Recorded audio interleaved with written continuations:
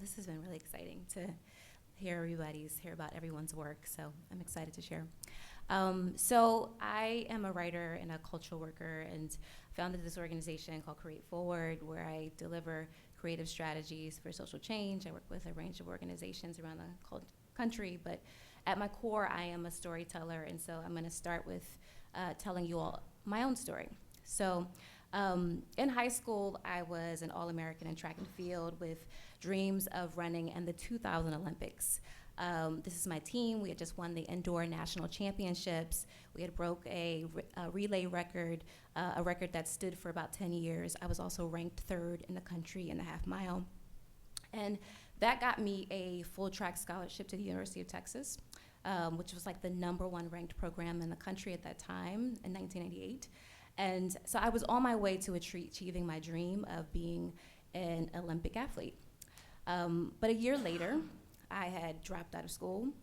I was homeless. I was admitted to a psychiatric hospital.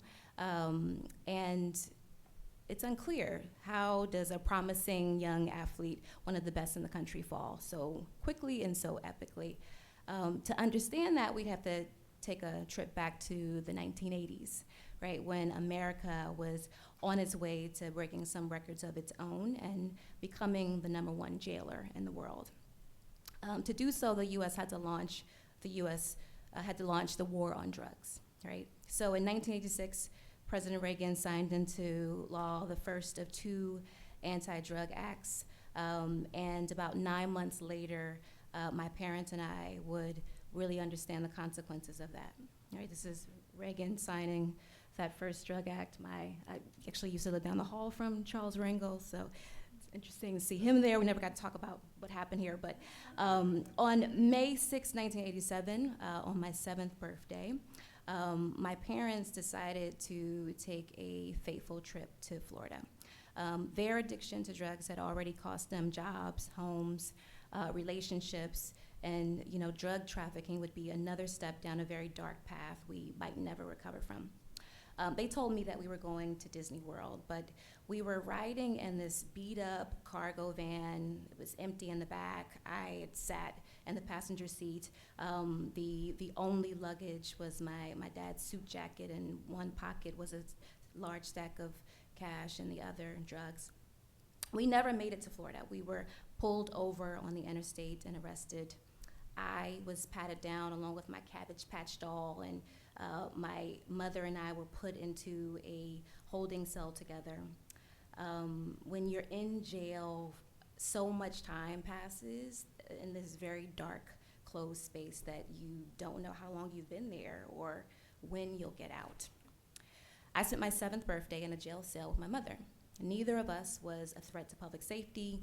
What she needed was rehabilitative care. What I needed was a safe and secure home. But instead, the U.S. punishes the children of drug addicts. We punish children like me. That would not be the last time that I would watch my parents taken away in handcuffs. And I'm not alone in this experience. What we know now is that childhood traumas like parental incarceration can have a devastating impact on long-term health outcomes well into adulthood. So at 19, when I thought the worst was behind me, I was diagnosed with PTSD, anxiety, depression. I was embodying the long-term consequences of our country's failed war on drugs. But what remained true was the resilience I had always found in imagination and in storytelling. I became obsessed with using stories to transform our country's culture of punishment. Over the last 15 years, I've engaged in a number of experiments using storytelling to engage the public imagination. I worked with Blackout Arts, using art and poetry and stories to activate dialogue, calling hyper-incarceration into question in over 26 cities across the country. I traveled to places like Rwanda and Chiapas, Mexico, where the people's stories are centered at the center of justice-seeking practice to end genocide and the destruction of culture. I brought what I learned back to the U.S., applied it to my work in communities in Bushwick and jails like Rikers Island, working across the Gulf Coast with survivors of Katrina. And then I co-created this project called Spread Mass Love, which changed my life. After years of creating space for others to tell their stories, this was the first time I was really telling my own story. My creative partner, Marlon Peterson, and I created a platform for us for using stories to reveal the intersectional ways we experience the harm caused by mass incarceration. What I discovered through Spread Mass Love is that if we are to end our culture of punishment, we must center love and relationship. Using the technology of the circle, we make the exchange of stories a relational tool that repairs harm, disrupts assumptions about good and bad people, those who deserve punishment and those who deserve care. What I'm designing now is a model centering those directly impacted, extending out to larger and larger concentric circles of people committed to justice and healing. By intentionally deepening the relational aspect of the storytelling process, I believe we can create sustainable change, transform our culture of punishment, ensure that efforts to decarcerate America really stick because they are rooted in new values and practices.